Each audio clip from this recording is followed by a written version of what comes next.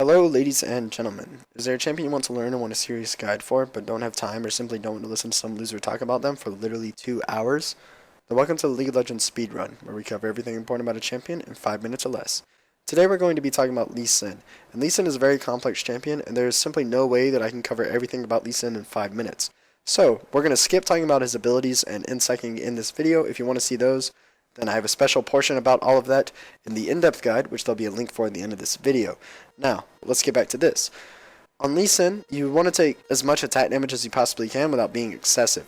My rune page is a mix of armor pen and attack damage marks, armor yellows, a mix of flat CDR and scaling CDR blues, and then attack damage quints. However, if you don't have armor pen marks or you don't have any CDR blues, that's fine. You would want to take attack damage reds, attack damage quints, armor yellows, and magic resist blues. Masteries, you want to go 12-18 because you can get Thunderlords, and Thunderlords is the best keystone on Lee Sin because it greatly increases your burst potential, and that's what you want to do on Lee Sin, is blow people up.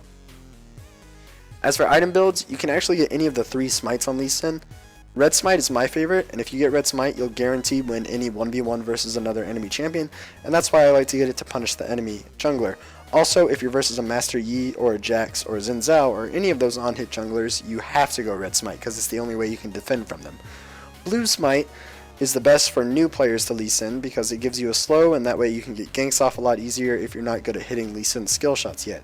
If you're brand new to Lee Sin, I strongly recommend you go Blue Smite. And then finally, Green Smite is technically the most efficient smite on Lee Sin because it does give you wards, and when you get a Green Smite, you don't need to get a Sight Stone anymore. However, Green Smite only gives you 2 wards, and I really don't think that's enough for Lee Sin.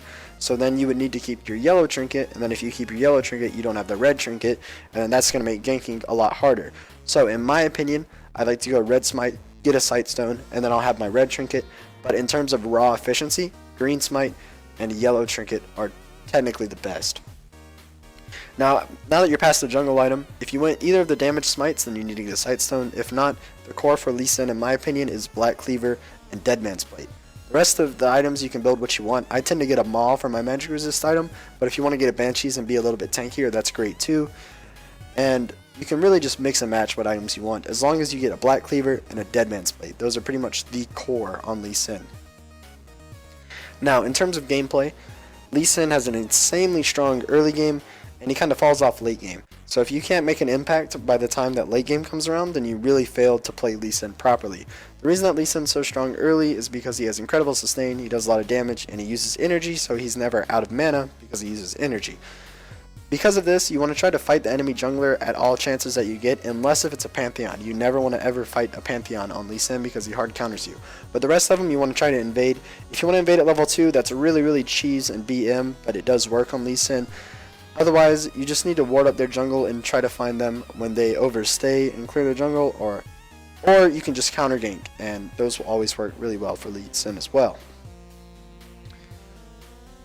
On Lee Sin, you want to focus on lanes that you can kill because you do plenty of damage on your own.